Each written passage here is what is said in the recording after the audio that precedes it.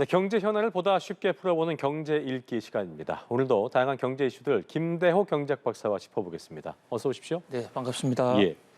박사님 인터넷 은행 이용하십니까? 저는 이용하지 못합니다. 예. 예. 이게 저는 간단히 이용한 편인데 최근 인터넷 은행의 건전성에 대한 경고음이 커지고 있다고 그래요. 어떤 이유입니까? 그렇습니다. 이 인터넷 은행들의 연체율, 돈을 빌려갔는데 그 돈을 기한 내에 갚지 못한 것을 연체한다고 그러는데요. 1개월 연체하면 일반 연체, 3개월 해서 하면 고정 여신 이렇게 분류하는데 예. 종합적으로 제때 못 갚는 그 비율이 전체 대출 금액의 1.2%. 우리나라 지금 인터넷 은행이 세 군데가 있어요. 토스은행, K뱅크, 카카오뱅크 그렇죠. 이렇게 세 개인데 이 세 개의 평균치가 1.20이고요. 또 이제 회사별로는 조금 차이가 있는데 중저신용자들을 대상으로 한 대출에서는 토스뱅크의 경우에 연체율이 무려 4%를 훌쩍 넘어섰습니다. 현재 높네요. 일반 시중은행들의 연체율이 0.62%거든요. 그런 관점에서 보면 6배가 넘어요. 예, 그러니까 이 뭐 단기 중저신용 같은 경우는, 일반 연체율은 2배. 음. 그리고 뭐 이 중저 신용자들을 대상으로 한 그런 경우는 대출에서는 6배죠. 뭐 크게 높은 예. 이런 상황이 생겼는데요. 한때 인터넷 뱅크를 우리 매기 효과를 극대화하는 우리 금융의 혁신이다 이렇게 얘기한 적이 있지 않습니까? 그랬었죠. 이 매기라는 게 캣피시라는 건데 이 북구라파에서 정어리를 잡아올 때요. 정어리보다 매기가 좀 더 크고 빠른데 정어리 혼만 이렇게 잡아오면 정어리가 오다가 자포자기해서 다 죽어버려요. 그러니까 매기를 집어넣으면 매기가 빨빨 그러고 다니면 거기 살아남으려고 죽지 않기 위해서 그냥 예, 잡아주시는 살기 위해서 거군요. 아주 발버둥을 치는데 그러다 보니까 이게 먼 대양을 건너서도 노르웨이 같은데 핀란드 같은데 살아서 들어오더라. 이래서 보다 더 센 경쟁자를 집어넣어서 전체 사회의 혁신과 생산성을 높이는 것을 경제학에서 매기 효과라고 그러거든요. 그래서 인터넷 은행은 매기 효과다. 그래서 매기 은행이라는 얘기도 했는데 이게 매기가 아니라 결과만 놓고 보니까 그냥 그저 그런 잡어 하나가 들어왔다. 이렇게 볼 수도 있고요. 오히려 시중은행보다도 연체율이 지금 더 높으니까 골병든 물고기를 들여온 거냐?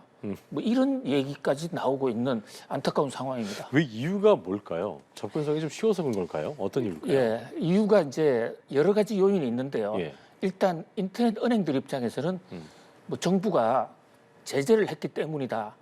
인터넷 은행을 처음 도입할 때 이 도입의 취지 중에 하나가 신용도 낮은 사람도 돈을 좀 빌릴 수 있도록 하자 해서 중저신용, 그러니까 보통 은행은 신용도가 1등급, 2등급 아니면 제대로 대출받기 상당히 어렵습니다. 그렇죠. 그런데 4등급, 5등급을 주 타겟으로 하는 대출도 열어줬는데요. 예. 그러다 보니까 시중은행보다도 그 조건이 더 불리했다.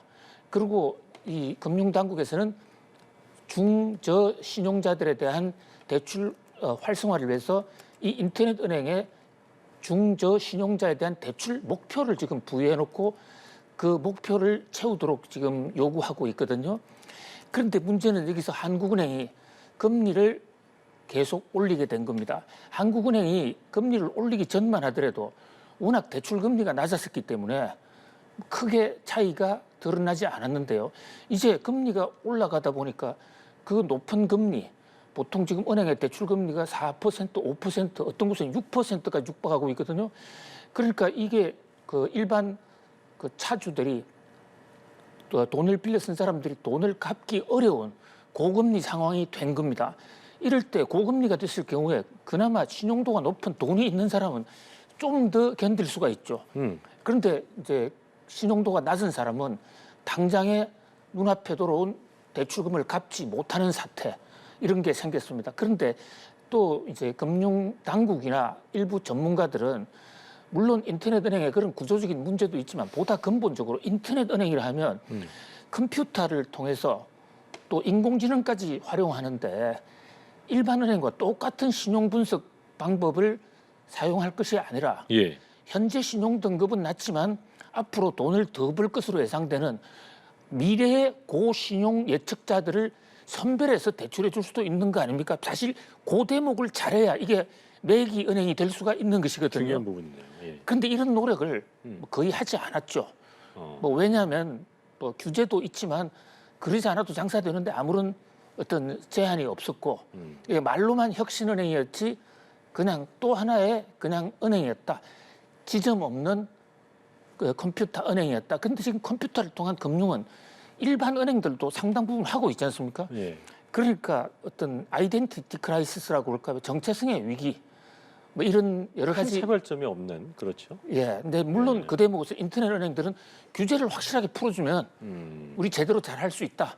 규제 풀어달라고 요구하고 있기는 합니다만 예. 그러나 그것은 나중에 문제. 지금 당장 연체율이 높아져서 이게 이제 신용 불량자들이 나오고 또 은행들 부실이 깊어지면 우리나라 전체 국가 신용 등급도 떨어질 수 있는 그런 면에서 인터넷 은행발 연체 대란 깜빡깜빡 신호등이 들어오고 있다 이렇게 볼 수 있어요. 차별화할 수 있는 그 목적성을 잘 갖고 그걸 끌어가는 게 중요한데 그 부분이 좀 유명무실하다는 말씀해 주셨는데 연체율은 높지만 그렇다고 해서 이게 그 인터넷 은행 인가 취지가 이제 중저신용 대출 공급이었기 때문에 대출 비중 또 마냥 줄일 수도 없잖아요. 이 부분은 어떻게 해야 되는 거예요? 글쎄요, 이게 지금 중저신용자들에게 대출 기회를 준다는 것과 중저신용자 중에서도 얼마든지 현재 지금 중저신용자지만 미래에 굉장히 돈을 더 많이 벌 수 있고 신용도가 높아질 가능성이 높은 그런 계층도 많거든요. 그러니까 지금 특히 젊은 층의 경우에 사회에 갓 진출했다 이러면 신용도가 굉장히 낮습니다. 왜냐하면 신용도는 기존의 대출을 좀 받아서 그 대출을 오랜 기간 차곡차곡 잘 갚는 사람들 예. 이런 사람들에게 신용 등급이 높게 측정이 되거든요. 그러니까 지금 사회에 막 진출하는 젊은 사람들 중에서는 신용도가 중저급이긴 하지만 그 중에서는 1등급보다도 더 높은 미래의 성장 가능성이 있는 사람도 다수 있을 것이라고요. 이런 사람들을 가려내는 노력이 좀 부실하지 않았느냐. 예. 이런 측면. 그동안에 금리가 낮을 때 좀 방만하게 경영한 그 부담이 지금 돌아오고 있다. 이런 지적까지 나오고 있는 것입니다. 알겠습니다. 추이를 좀 지켜봐야겠고요. 중국 정부 얘기 좀 해볼게요. 최근에 왜 아이폰도 그렇고 그 해외 폰들 사용하지 말라고 공무원들 그 규제를 했었는데 자국 전기차 업체에 들어가는 반도체 등의 전자부품을 해외 말고 중국산만 사용해라. 내부적으로 지시했던 외신 보도 나왔습니다. 예, 사실 애플의 공무원들 사용하지 말라는 것은 그 효과, 그 후폭풍에 비한다면 예. 이번에 전기차 부품에 중국산만 쓰라. 이것은 그 강도가 100배, 200배 높은 굉장히 세계 경제에 엄청난 충격을 야기할 수 있는 메가톤급 폭풍이다. 이렇게 볼 수가 있습니다. 그렇군요. 예. 자, 중국이 세계 지금 전기차가 가장 먼저 시작했어요. 먼저 시작하다 보니까 세계에서 가장 앞서 있는데 여기에 들어가는 많은 부품, 특히 전기차는 안에 반도체가 많이 들어가고 그 밖에 각종 전자기기가 들어갑니다. 그런데 이 중국 전기차, 반도체는 대부분 한국산 또는 대만산이었고요. 전자제품도 대부분 중국이 아닌 다른 나라에서 많이 조달을 해왔습니다. 이른바 전장산업이라고 그래가지고 미국, 한국, 일본 등에서 가져갔는데 이게 요미우리 신문의 보도에 따르면요. 벌써 약 1년 전에 이런 그 전기차에 외국산 부품 사주 말라라고 명령을 발동했다는 겁니다. 그런 분위기가 있었군요. 그런데 예. 공문으로 남긴 건 하나도 없고 구두로만 간부들 모아서 예. 구두로 명령을 했다는데요. 예. 그런데 아직도 우리가 그렇게 못 느끼는 것은 그동안에 명령을 했지만 갑자기 없는 부품을 중국산으로 바로 만들 수는 없지 않습니까? 그렇죠. 그러니까 빠른 속도로 지금 중국이 전기차에 들어가는 부품 반도체 자립을 위한 노력을 지금 약 한 7, 8개월 하고 있고 요게 좀 성과를 내면 그야말로 우리나라의 반도체나 전자제품 중국 수출 길은 막힐지도 모르는 지금 그런 상황이에요.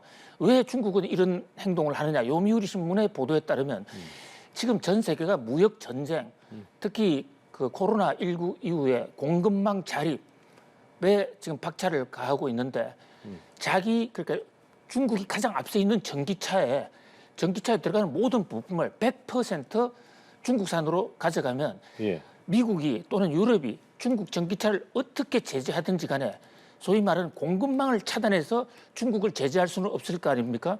지금 현재 화웨이 같은 규제도 미국이 전 세계를 통해서 반도체 고급 제품 주지 마.